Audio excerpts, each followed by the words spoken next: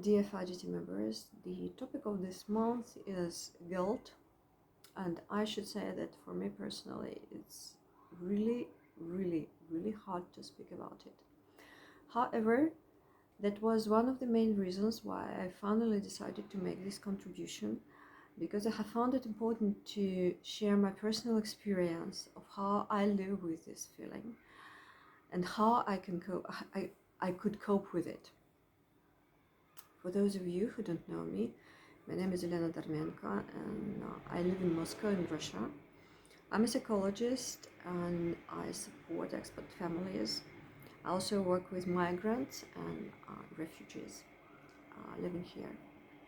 And for the past 2 months, due to the current situation, I faced different types of guilt within myself and my clients. For instance, I work with Ukrainians who live in Moscow and who have their relatives in Ukraine who are suffering from war. They really have the very hard to survive with guilt because they feel weak, they don't know what to do, they don't know how to help their loved ones. I also work with other foreigners, and they are trying to explain their families living abroad why they do not want to leave Russia, and why they really, how they feel comfortable here, why they can't leave or why they do not leave, how to find the appropriate words. There are lots of discussions and I may say disputes around that, and we are trying to work on that. However, I feel my personal guilt, which is also very hard. Well, I feel I'm really very privileged to be a part of a multinational family, which is really usual for Russia, for the former Soviet Union. But in my family, we are Ukrainians, Jewish, Polish, Russians, and Tatars. That's the ethnical minority, very close to Turks. That's a kind of a national and cultural mixture, which made me, I think, the very open-minded person. However, even if I have this, ethnically, if I have these several drops of Russian blood in myself, in this situation I feel guilty. You know why? Because I have this kind of Russian cultural code in me that's really very deep inside, because I was born here. Moscow is my native city and I love it. Russian is my mother tongue, even though I speak a lot of other languages.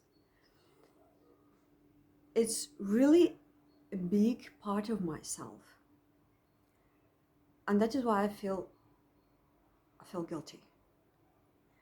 And there's another reason for that, and I should say that a lot of Russians feel guilty today. You know why? Because I think that thousands of Russian families have relatives in Ukraine, and like me, they feel weak, they feel sad, and they feel useless. You know, this word useless, I've heard it so many times for the past 2 months. This is the very dangerous situation when we don't know what to do. When we want to help, but we don't know how. This is really very hard. And this is the biggest source of guilty. Of feeling guilty. But for myself, I was thinking a lot about that. And once I realized that I'm falling deeper and deeper into this negative emotion, I decided, I realized that I needed to do something, that I needed to cope with it.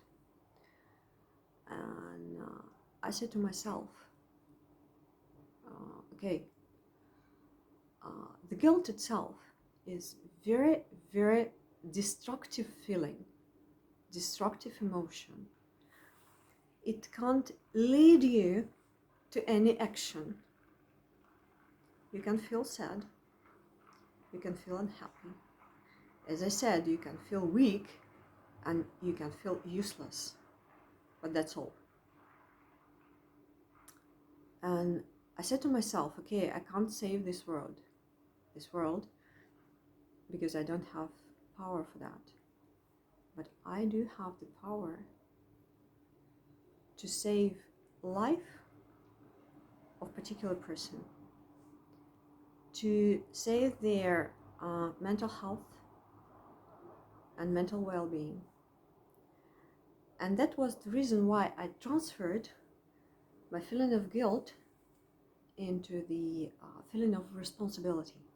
I asked myself, what am I responsible for today?